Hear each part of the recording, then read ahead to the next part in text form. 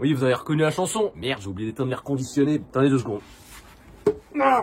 Voilà ta gueule. Oui, la chanson que j'étais en train de chanter, vous la connaissez, hein. Dites-moi dans les commentaires si vous savez de quoi il s'agit d'ores et déjà. C'est bien l'attaque des titans. Car aujourd'hui, on va parler de l'attaque des titans, mais avec un angle un petit peu particulier. Car il se trouve que je suis en train de remater l'attaque des titans. Je n'avais jamais vu à la fin en animé. Et ce qui me marque beaucoup en regardant à nouveau cette œuvre, ce sont les ressemblances frappantes avec le Japon. D'autant plus que ça m'avait rappelé une anecdote qui m'était arrivée lorsque j'étais enseignant au Japon. Un de mes élèves m'appelait tout le temps Kyojin. Le titre japonais de l'attaque des titans, c'est Shingeki no Kyojin. Kyojin signifiant titan. Et l'autre point qui était aussi assez particulier chez cet élève, c'est que il répétait tout le temps qu'il ne partirait jamais du Japon. Il ne quitterait jamais le Japon pour les vacances, il ne voulait pas en sortir car le monde du dehors, l'étranger, c'était dangereux et le Japon était le meilleur pays du monde. Soit, c'est son avis, mais du coup je m'étais dit que, bah tiens, cette anecdote elle me donne envie de faire la vidéo que vous regardez maintenant. L'attaque des titans de Hajime Isayama est un manga et un animé qui met en scène une humanité recluse derrière d'immenses murs censés les protéger des titans, des créatures gigantesques et menaçantes, comme mon zizi. Voilà, vous pouvez déjà le mettre dans les commentaires si vous voulez. La structure narrative de l'attaque des titans résonne profondément avec l'histoire et la culture japonaise, un pays qui a longtemps cultivé un rapport ambigu avec l'extérieur, isolement volontaire, méfiance envers l'inconnu, peur de l'altérité. Ce sont des thèmes majeurs à la fois dans le manga et dans la réalité sociétale du Japon. Le but de cette vidéo, c'est de faire une analyse de l'attaque des titans en parallèle avec le Japon et des anecdotes qui me sont arrivées. Comme d'habitude, n'oubliez pas de vous abonner, de liker la vidéo. On se retrouve après le générique.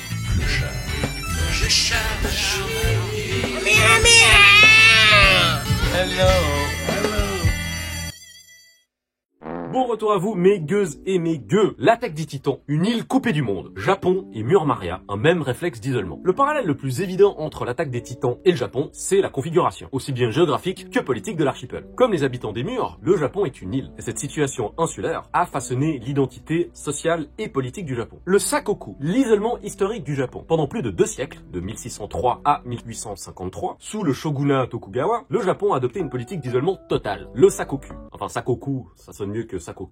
Quoique, j'aime bien le cucu.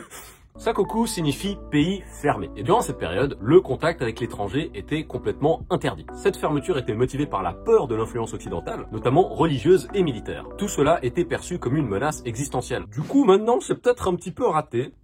Ce réflexe, ce renfermement se retrouve dans l'attaque des titans, où les habitants des murs sont conditionnés à croire que le monde extérieur est mortel et que sortir des remparts équivaut à une condamnation à mort. De fait, cela m'a directement fait repenser à cette histoire qui m'est arrivée avec mon élève, et ça m'a fait comprendre que du coup, le Kyojin, littéralement, c'était moi. Bien que le Japon soit aujourd'hui une puissance mondiale, son isolement culturel et social persiste. Le Japon reste une société relativement fermée, avec une réticence à l'immigration et une certaine méfiance envers les influences étrangères. À quelques exceptions près quand même, hein. Cette méfiance se reflète dans le manga. Les habitants des murs refusent toute idée d'exploration, tout comme le Japon a longtemps découragé l'ouverture aux étrangers et aux nouvelles idées. De plus, la structure spatiale de ce qui se passe derrière les murs Maria n'est pas sans rappeler la hiérarchie japonaise. La structure des murs dans l'attaque des titans n'est pas seulement une barrière physique. Elle reflète aussi une hiérarchie sociale stricte, qui rappelle l'organisation du Japon féodal et impérial. Le roi Fritz est installé au centre du mur Sina, et il est une image directe du pouvoir impérial japonais. Historiquement, au Japon, le centre des cités était toujours occupé par l'autorité suprême, que ce soit l'empereur à Kyoto ou plus tard le shogun à Edo, qu'on appelle Tokyo aujourd'hui. Plus on s'éloignait du centre, plus on appartenait à une classe inférieure. Les seigneurs, daimyo, samouraïs et marchands étaient répartis en cercles concentriques autour du pouvoir. Les paysans essentiels à l'économie étaient placés en périphérie, loin du pouvoir central, tout comme les habitants du mur Maria dans le manga. Cette structure garantit le contrôle total du pouvoir central sur les sujets. De la même manière, dans le manga, le gouvernement royal maintient un isolement strict et manipule la population pour l'empêcher d'imaginer une vie au-delà des murs. L'endoctrinement et la peur de l'étranger. La société japonaise et l'idéologie des murs. Oh yeah.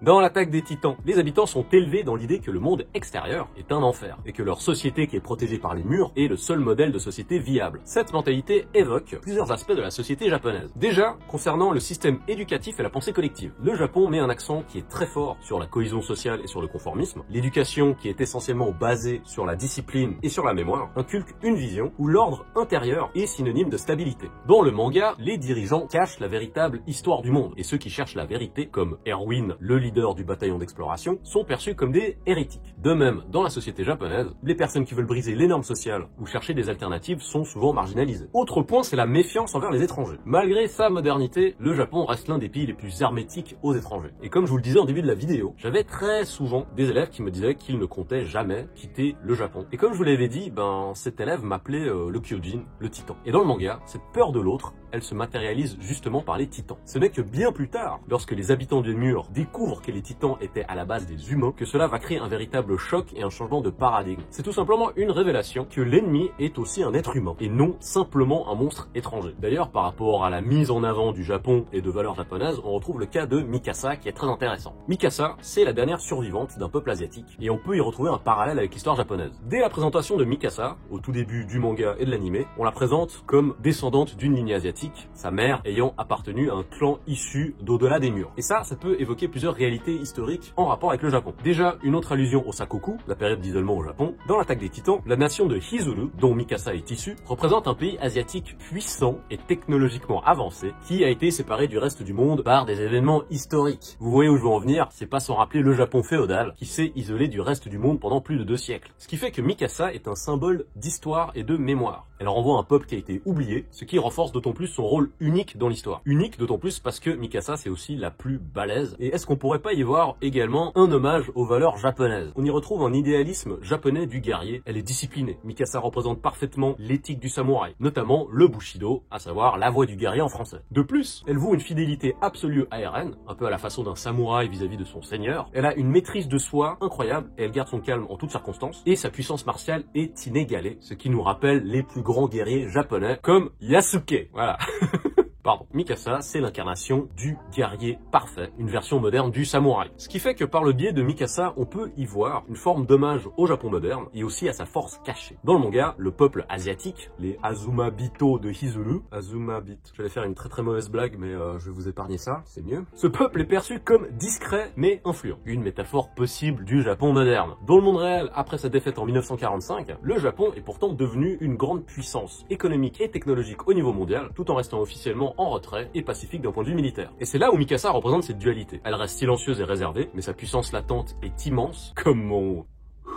Faut vraiment que j'arrête. Mikasa ne cherche pas le conflit, mais lorsqu'elle est engagée, elle devient une force implacable. Sa force physique serait donc une façon subtile de représenter la puissance latente du Japon dans un monde en mutation. Revenons d'ailleurs sur le Japon, notamment d'un point de vue impérial. Le grand terrassement est l'explosion du Japon hors de son isolement. L'effondrement des murs dans l'attaque des titans et l'ouverture forcée du Japon au 19e siècle partagent une leçon commune. Un système basé sur l'isolement et la hiérarchie rigide est voué à s'effondrer lorsque confronté à une force extérieure plus grande que lui. Mais la série va plus loin. Le grand terrassement représente une explosion incontrôlée de violence une fois l'isolement brisé. Cette idée peut être vue comme une métaphore de l'expansionnisme japonais lors de la période impériale de 1868 à 1945. Ici, c'est une nation longtemps enfermée dans ses murs qui se déchaîne sur le monde extérieur. Et si Eren était un avatar du Japon impérial, tout comme le Japon qui s'est soudainement militarisé après l'ère Meiji, Eren, qui était à la base un idéaliste rêveur, devient l'initiateur d'un génocide justifié par un sentiment de menace extérieure. De fait, le grand terrassement critique l'idée que la peur et l'isolement peuvent justifier une violence totale, ce qui est une réflexion sur le passé impérialiste du Japon et son rapport à la guerre. Vu qu'on avait abordé la question de la chute des murs dans l'attaque des titans, s'agirait-il d'une métaphore de la fin du repli japonais? Et c'est ça qui est vraiment génial au niveau de l'écriture de l'attaque des titans, c'est que la série, elle explore l'inévitable confrontation avec le monde extérieur. Et c'est une évolution qui peut être comparée à la propre transformation du Japon à différents moments de l'histoire. 1853, l'ouverture forcée du Japon et la découverte de l'extérieur par Eren Yeager, on peut en faire un parallèle. Comme les murs dans l'attaque des titans, le Sakoku japonais, donc cette période de repli pendant plus de 2 siècles, a pris fin lorsque les navires du Commodore Perry ont débarqué et ont commencé à tirer sur le pays en disant bon maintenant vous allez vous ouvrir sinon on vous défonce. Cette ouverture forcée au commerce international a généré un immense choc culturel avec une remise profonde de l'identité japonaise. Dans le manga, Eren et son équipe découvrent que le monde extérieur existe bel et bien, qu'il y a une vie au-delà des murs et que ce monde est bien plus complexe que la propagande avec laquelle ils ont grandi ne le laissait entendre. Autre point, c'est la mondialisation et la difficile intégration du Japon. Aujourd'hui, bien que le Japon soit un acteur clé du monde globalisé, passé, il reste très réticent à abandonner des aspects culturels et sociaux de son insularité. L'arrivée des touristes, l'arrivée d'expatriés, comme moi, et les influences culturelles extérieures sont parfois vues avec ambivalence. Et on retrouve beaucoup de ça dans l'attaque des Titans. Lorsque la population, après avoir découvert la vérité sur l'extérieur, elle réagit d'abord avec rejet et incompréhension, ce qui illustre parfaitement la grande difficulté de sortir d'un isolement psychologique et culturel qui a duré pendant plusieurs générations. Conclusion. Du coup, est-ce que l'isolement est un refuge ou une prison? Car l'attaque des Titans fait écho aux peurs et aux dilemmes du Japon. Un pays entre le repli et l'ouverture, entre le maintien des traditions et l'adaptation au monde extérieur. Du coup, est-ce que les murs sont en fait une protection ou une cage? Comme dans l'attaque des Titans, le Japon doit se poser une question. Rester fermé afin de préserver son identité ou s'ouvrir au risque de perdre une partie de son identité? Je vois et j'entends extrêmement souvent des étrangers parler du fait qu'ils apprécient beaucoup le sentiment de sécurité qu'on peut avoir ici au Japon. Personnellement, j'ai de plus en plus le sentiment non pas d'être protégé, mais d'être prisonnier en fait. Et je reviendrai sur cette thématique dans une autre vidéo. Et pourtant, le changement est inévitable. Dieu sait si les personnes qui ont vécu derrière les murs dans l'attaque des Titans ou aussi bien les locaux, les japonais ici, le changement c'est déjà maintenant. L'histoire montre que l'isolement n'est jamais éternel, ce n'est pas possible. Les murs finissent toujours par tomber, que ce soit sous la pression du temps, des événements extérieurs ou tout simplement de la volonté des individus qui sont prêts à aller explorer l'inconnu. Et c'est pour cette raison que je voulais vous faire cette vidéo, parce que l'attaque des Titans ne parle pas seulement d'un monde imaginaire peuplé de titans méchants qui mangent tout, mais aussi de la propre bataille du Japon contre ses propres murs et barrières réelles, symboliques et mentales. Voilà, je vous remercie beaucoup d'avoir regardé cette vidéo jusqu'au bout. D'ailleurs, dites-moi ce que vous pensez de ce genre de format. J'essaye d'amener quelque chose de plus analytique peut-être, donc encore une fois, n'hésitez vraiment pas à liker la vidéo, à lâcher un commentaire. Écrivez Titan dans les commentaires si vous avez regardé jusqu'au bout. N'oubliez pas de vous abonner et également de me suivre sur tous les réseaux sociaux, @AirForce1, Twitter, TikTok, Facebook, X, Rednote, tralala, itou. Donc c'était le clochard magique, alias Toine Olabac, et j'espère vraiment que vous prenez plaisir à suivre ce genre de format, ce genre de vidéo. C'était pour vous faire un petit bisou et encore un grand merci aux tipeurs. Gros bisous à Chinchilla, Micmac2, Twin Sunien et Xissa. Encore une fois, si vous voulez soutenir cette chaîne, mes petits efforts, n'hésitez pas, le lien vers le Tipeee est dans la description. Ou encore, il y a plein d'autres façons de donner un petit coup de main. Je fais du dessin, je vends des produits sur Redbubble, sur Displate, etc. Prenez bien soin de vous. Ciao, ciao!